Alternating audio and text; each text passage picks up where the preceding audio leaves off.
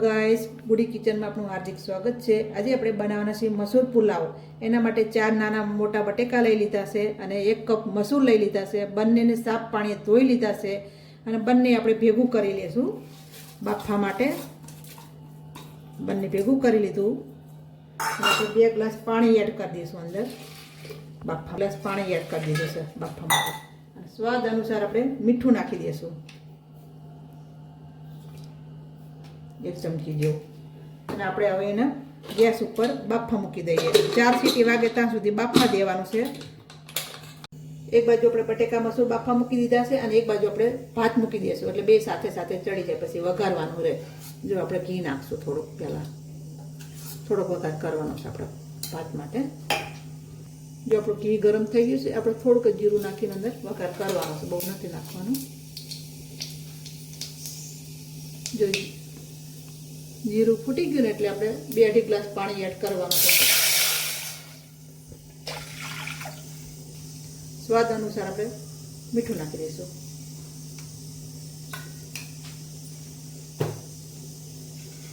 अने आपणे जे चोखा धोया हता 10 मिनिट सुधी पलाળી दीधा हता 2.5 कप जेवा, ए आपणे अंदर एड करी दईशुं। 7-8 मिनिट जेवो राखशुं એટલે આપણો ભાત ચડી જશે। जो आपણા भात बनी गया छे અને મસૂર અને બટેકા બાફવા મૂક્યા હતા એ પણ બફાઈ ગયા છે। આપણે હવે બંનેનો વઘાર કરશું અને થર બનાવશું। હવે આપણે મસૂર પુલાવનો વઘાર કરશું। એના માટે આપણે લોહી મૂકી દીધું છે ગેસ ઉપર અને તેલ નાખશું પહેલાં તો અંદર 4-5 પાવડા જેવું।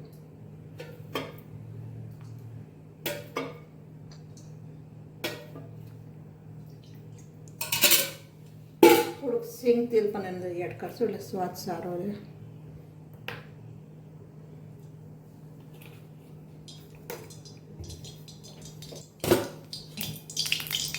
આપણે જો તેલ ગરમ થવા આવ્યું છે, આપણે થોડું જીરું એડ કરી દઈશું અંદર।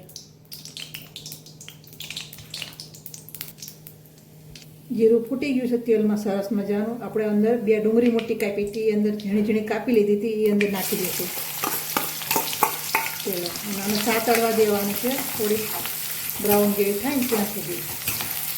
પછી આપણે અંદર બધો વઘાર કરવાનો મસાલાનો।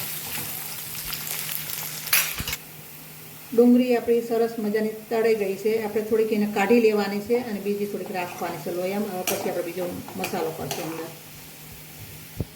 2 નાના ટમેટા કાપી લીધા હતા ઝીણા ઝીણા, એ પણ અંદર એડ કરી દઈશું।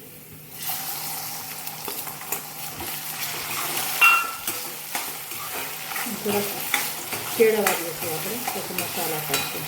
થોડાક ચડી જાય ને ત્યાં હલાય કરશું। આપણા ટમેટા જો અંદર સરસ મજાના ચડી જવા આવ્યા છે, એટલે આપણે બધા મસાલા એડ કરશું અંદર।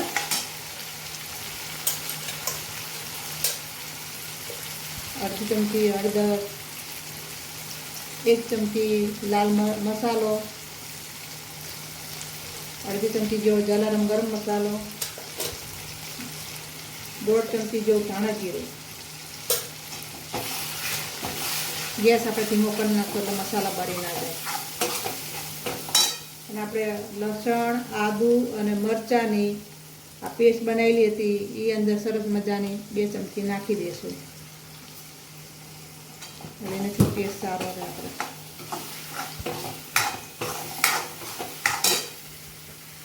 બાફામાં નાખ્યું તો એટલે આપણે થોડુંક નમક નાખશું, મીઠું થોડુંક સ્વાદ અનુસાર।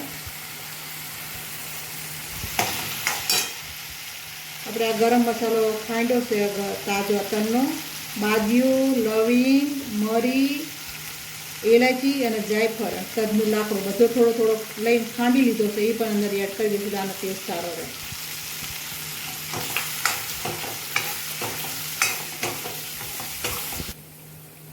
મસૂર બટેકા આપણે બાફીને રેડી થઈ ગયા છે, એ પણ અંદર નાખવાના છે। મસાલો બધો રેડી થઈ ગયો છે, જો આપણે સરસ મજાનો હવે આપણે અંદર એડ કરી દઈશું।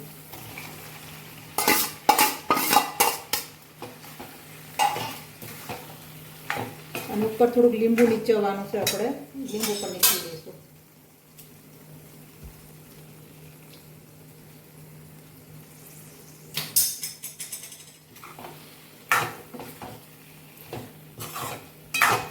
આપણો મસાલો બટેકા મસૂર હારે સરસ મજાનો રેડી થઈ ગયો છે। આપણે હવે ચાવલ સાથે લેયર કરવાની છે અને ભાત સાથે। આપણું બધું રેડી થઈ ગયું છે મસાલો અને ભાત આપણે હવે લેયર કરશું તપેલામાં. પહેલાં ભાત જો અંદર નીચે પાથરી દઈશું થોડા.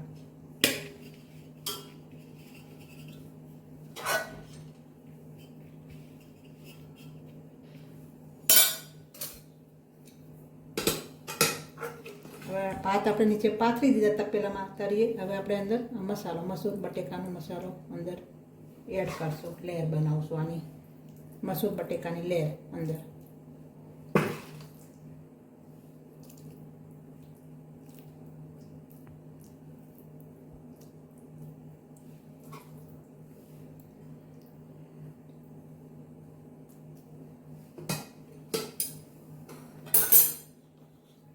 વળીને આપણે ઉપર બીજા ભાતની લેયર કરશું. ચાવલ ઉપર પાથરશું. જો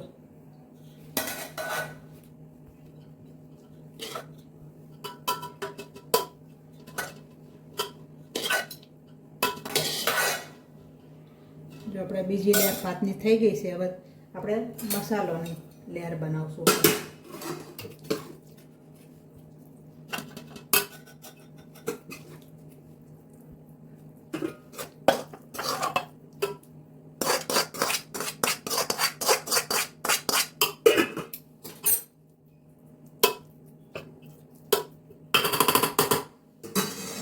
આપણે ઉપર ભાતની લેયર બનાવી દઈશું.